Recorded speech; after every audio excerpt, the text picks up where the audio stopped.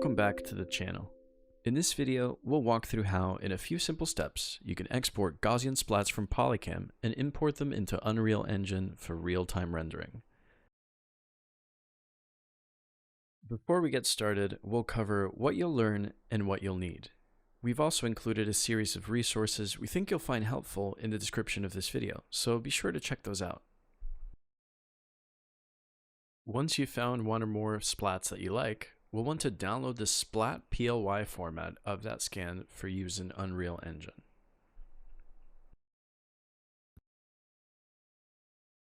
Before we bring our splats over into Unreal Engine, we'll need to first process them through Super Splat Editor, which is a free web-based Gaussian splat editing tool. In this example of the editing tools, we're using the circle selection to select the part of the splat that we would like to keep, and then inverting that selection to remove the part of the scan that we don't want. We could also accomplish the same using box select, and then inverting that selection to delete unwanted parts of the scan.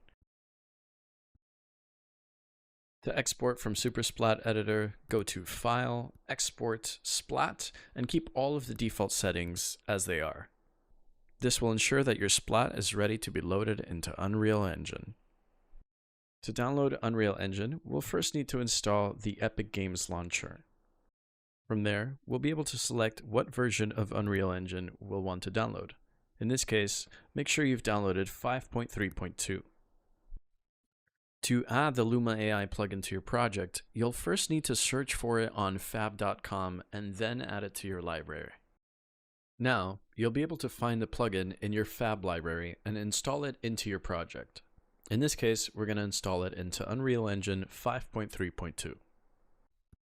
For this example, I'll use a third-person template to launch a scene. Once Unreal Engine loads, a pop-up will let you know that there are new plugins available. To confirm that the Luma AI plugin is installed and enabled, search for Luma AI and ensure that the plugin has a checkmark by it. If it's your first install, you must first restart Unreal Editor for your changes to take effect. But then you can confirm that the plugin is properly installed by searching for the name again and confirming that the checkmark is right next to the plugin name. If that screen doesn't immediately pop up, you can go to Edit, Plugins, and then search for the plugin name there. For this quick example, I'm going to delete a few of the objects that appear in the template scene and drag and drop one of the PLY files that we downloaded from SuperSplat into the content browser. The Luma AI plugin will take care of generating the necessary blueprints for Unreal Engine to interpret our Gaussian splat. To learn more about what's possible with this plugin, check out the documentation page linked in the description of this video.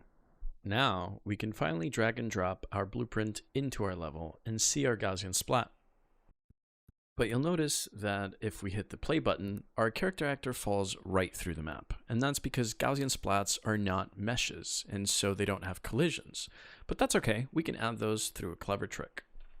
And for that trick, we'll want to download a GLTF version of that same Gaussian splat to bring into Unreal Engine. This GLTF trick will afford us a static mesh object for which we can add and edit collisions. To do so, double-click the mesh object to open the mesh view. Then, search for collisions in the search bar. And under Collision Complexity, set Use Complex Collision as Simple. Here's a visual representation of both the simple and complex collisions, where the simple collision on the left is denoted by the green lines, and the complex collision on the right is denoted by the white lines. For this example, we'll stick with the complex collision, as that will give our character a more accurate surface to run on. Now that we've got our collision set up, we can drag and drop the GLTF mesh into our level and use the move, rotate, and scale functions to line up our mesh with the splat as best as possible. This might take some trial and error. Once you've got them all lined up, select the GLTF mesh, and then in the Details panel, search for Game, and under Rendering, check Actor Hidden in Game to hide the static mesh. Now, when you start the game, you'll see the splat, but the character actor will be walking on the static mesh.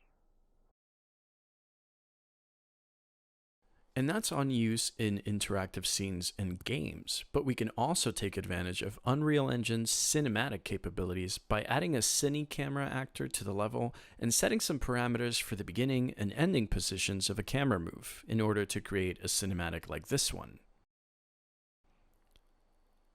And there you have it, a quick walkthrough on exporting Gaussian splats from Polycam for use in Unreal Engine. Want to see more videos like this one or get into more advanced use cases in Unreal Engine? Let us know in the comments below. And be sure to check out our Discord and subreddit to see all of the interesting and inspiring ways that the world is using Polycam.